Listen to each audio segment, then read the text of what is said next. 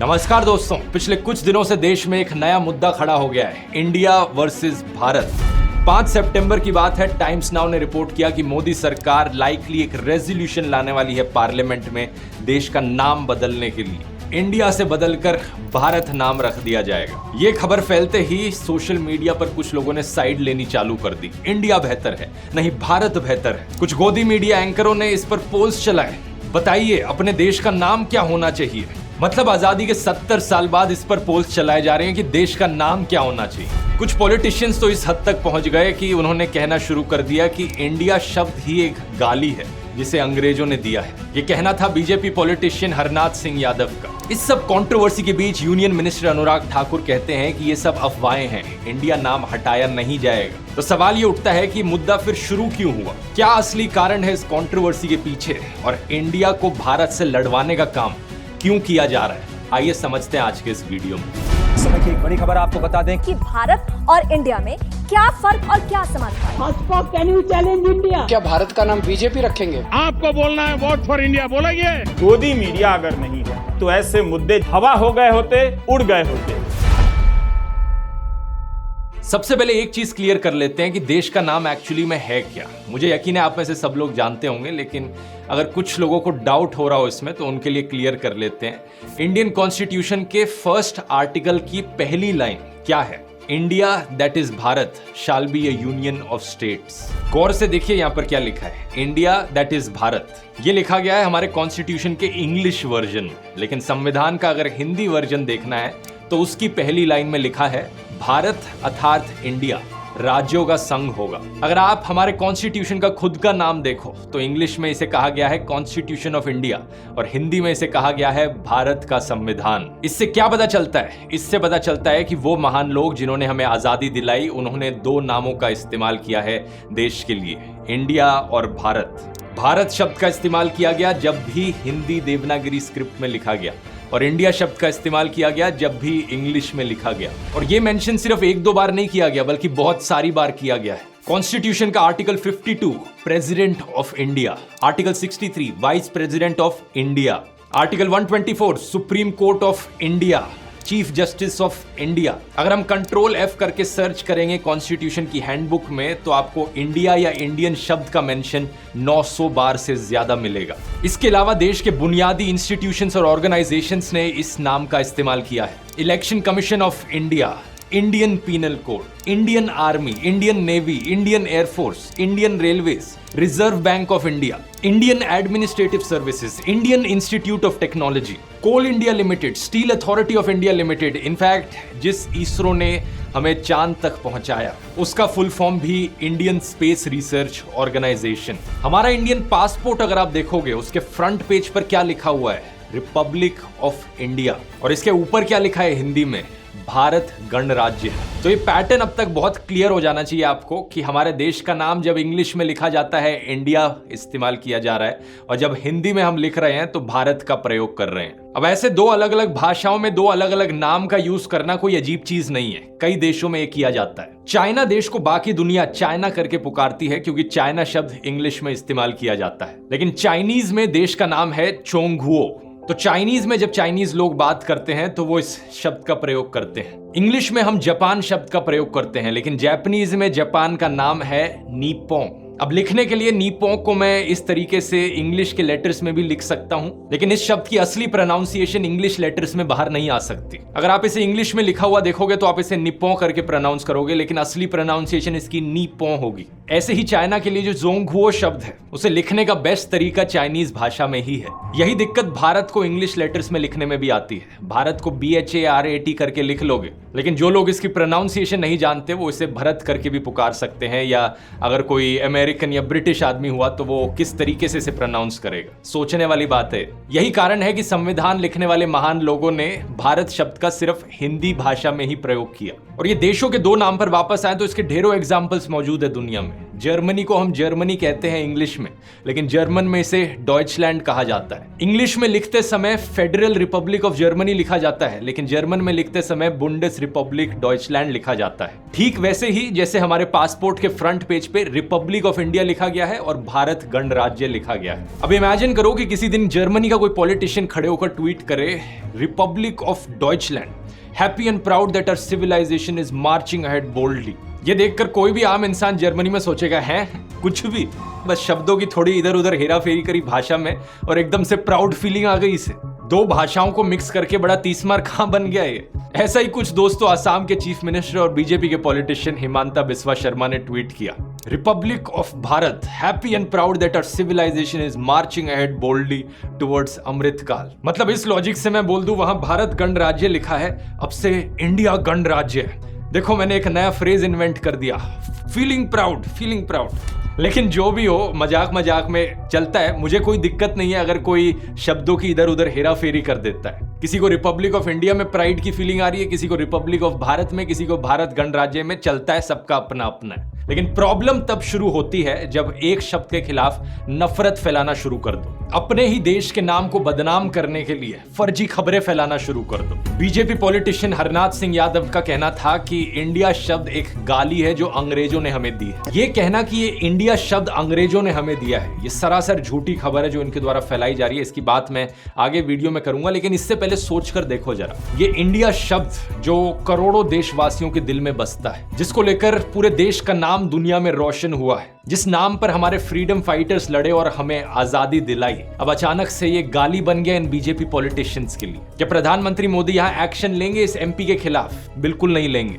क्योंकि कुछ हफ्तों से उन्हें खुद इंडिया शब्द से इतनी चिढ़ मचने लगी है। जब से ऑपोजिशन अलायंस ने अपना एक्रोनिम इंडिया चूज किया अपनी अलायंस के लिए, तब से प्रधानमंत्री मोदी खुद इस शब्द को बदनाम करने में लगे हैं। कुछ टाइम पहले इनके द्वारा स्टेटमेंट आई थी कि east India company, Indian Mujahideen, PFI, ये सब भी इंडिया शब्द का इस्तेमाल करते हैं अपने नामों में। एक और सीनियर पॉलिटिशियन राजनाथ सिंह का कहना था कि ये इंडिया नाम बहुत खतरनाक है। ये कहते हैं क्योंकि जो former prime minister Vajpayee ji थे, उन्होंने स्लोगन दिया था शाइनिंग इंडिया का, और वो हार गए, और अब ऑपोजिशन अलायंस ने अपना इंडिया एक्रोनिम चूज किया है, तो उनकी हार तो निश्चित है। अब तक आप समझ गए होंगे दोस्तों कि पूरा का पूरा तमाशा इंडिया और भारत के नामों को लेकर सिर्फ और सिर्फ इसलिए शुरू हुआ क्योंकि ऑपोजिशन अलायंस ने अपना नाम इंडिया रख लिया। इससे पहले किसी भी बीजेपी पॉलिटिशियन को प्रधानमंत्री मोदी को इंडिया नाम से कोई प्रॉब्लम नहीं थी। अगर इन्हें पहले प्रॉब्लम हुई होती तो ये अपनी सरकारी स्कीमों का नाम इंडिया पर ना रखते। Digital India, make in India, skill India, Khelo India, ये सारे नाम रखते वक्त किसी भी बीजेपी मेंबर को लगा कि ये नाम खतरनाक है या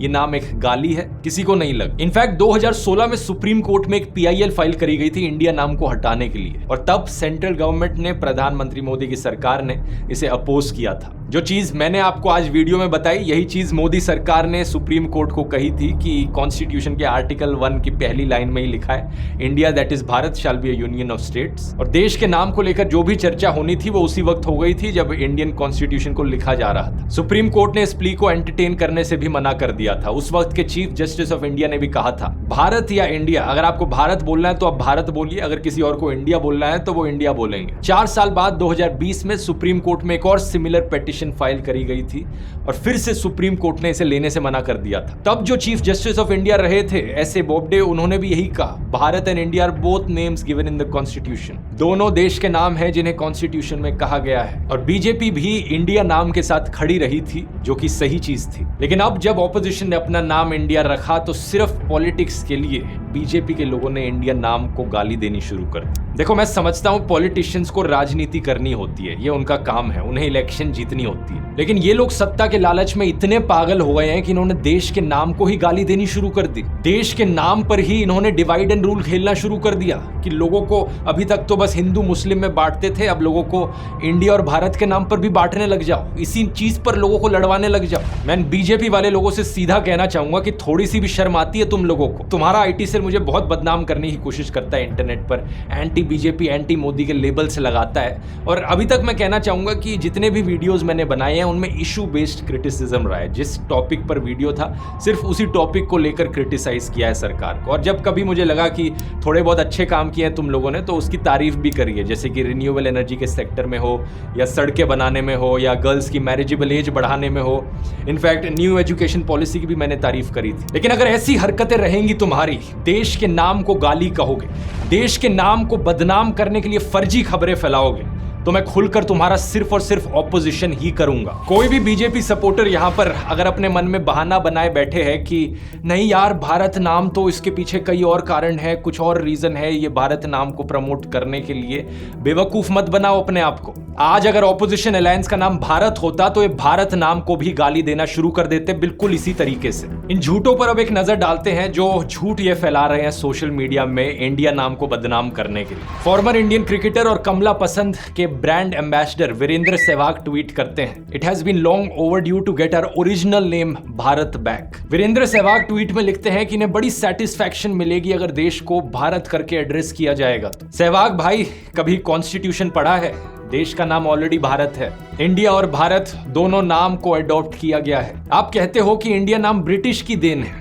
यही होता है जब व्हाट्सएप यूनिवर्सिटी के द्वारा अपनी खबरें पढ़ते हो तो। किताबें पढ़ा करो, व्हाट्सएप यूनिवर्सिटी का प्रोपेगेंडा नहीं। क्योंकि सच ये है दोस्तों, भारत की तरह इंडिया नाम भी हजारों साल पुराना है। ऋग्वेद मंडल 1 सूक्त 35 श्लोक 8 में सप्त सिंधु का जिक्र देखने को मिलता है। इसका मतलब है 7 रिवर्स या 7 ट्रिब्यूटरीज सिंधु नदी की। अब बात कुछ ऐसी है कि ओल्ड पर्शियन भाषा में सिंधु को हिंदू करके प्रोनाउंस किया जाता था। ज़ोरास्ट्रियन लोग जिन्हें हम इंडिया में पारसी करके बुलाते हैं वो पर्शिया से आए थे, यानी आज के दिन के ईरान से, और वो अपनी होली किताब में सप्त सिंधु को हप्त हिंदू करके मेंशन करते हैं। यहाँ पर ये नदी को रेफर नहीं कर रहे थे बल्कि इस पूरे ज्योग्राफिक एरिया को रेफर कर रहे थे जो सिंधु नदी का बेसिन था। और ये बात आज से 3000 साल से भी ज्यादा पुरानी है, 1200 BC की है। साल 516 BC में पर्शियन आक्यामेनिड्स डारियस I के अंडर सिंधु वैली को कॉन्कर कर लेते हैं। आक्यामेनिड उस एम्पायर का नाम था जो पर्शिया में उन जमानों में हुआ करता था, और डारियस I इनके एक राजा थे। जो ग्रीक लोग हैं उन्हें हिंद की नॉलेज मिलती है इन्हीं आक्यामेनिड से, और इनके डायलेक्ट में जो एच की साउंड है वो प्रोनाउंस नहीं करी जाती, तो एच नीचे गिर जाता है और सिंधु बन जाता है इंडस। ग्रीक हिस्टोरियन हेरोडोटस की राइटिंग्स में मेंशन किया गया है कि इंडस नदी में कैसे ढेर सारे क्रोकोडाइल्स हुआ करते थे, और इसी में इंडिया और इंडियन को भी मेंशन किया गया है। इस किताब के 127 पेज पर लिखा है, there are many Indian nations, none speaking the same language, some of them are nomads, some not. जब तक 3rd सेंचुरी BC में मैसेडोनियन राजा अलेक्जेंडर इंडिया को इन्वेट करते हैं तब तक इंडिया शब्द का ऑलरेडी प्रयोग किया जाने लग रहा था। इंडिया शब्द का उस रीजन को डिस्क्राइब करने के लिए इस्तेमाल किया जाता था जो ज्योग्राफिक एरिया इंडस नदी के पार था। मेगास्थीन्स और लूसियन की राइटिंग्स में भी इसका मेंशन देखने को मिलता है। 1st सेंचुरी AD के अराउंड मिडिल पर्शियन में जो स्थान का सफिक्स है उसे ऐड कर दिया जाता है। स्थान का मतलब बेसिकली एक रीजन या कंट्री हो गया, और यहां से शब्द बनता है हिंदुस्तान।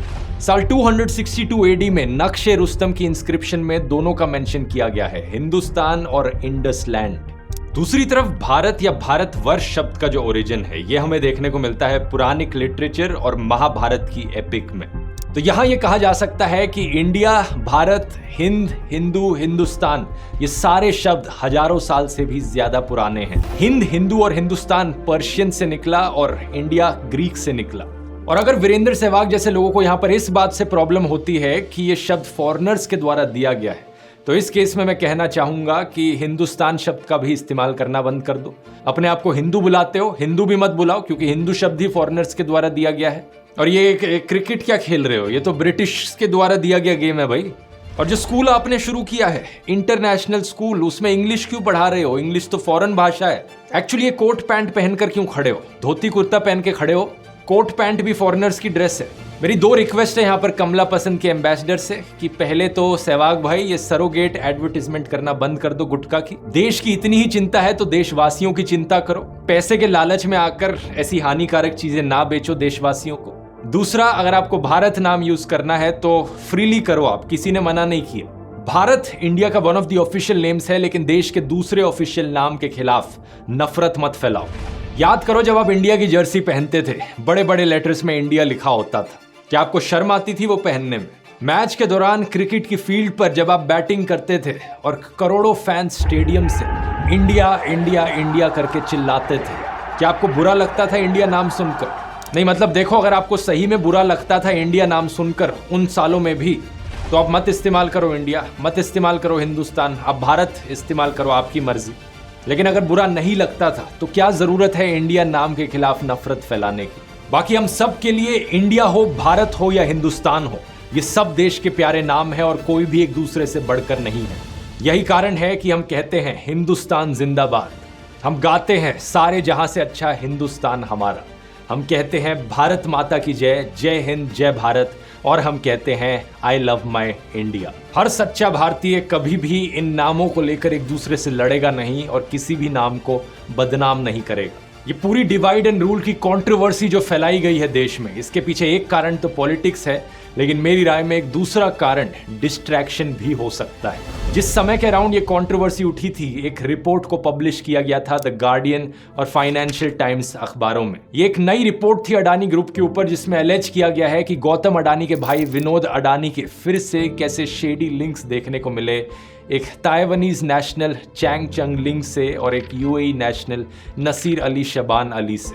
इन एलिजिड शेडी लिंक्स की डेट 2007 और 2014 तक भी जाती है, जब डायरेक्टरेट ऑफ रेवेन्यू इंटेलिजेंस के स्कैनर के अंडर ये आए थे।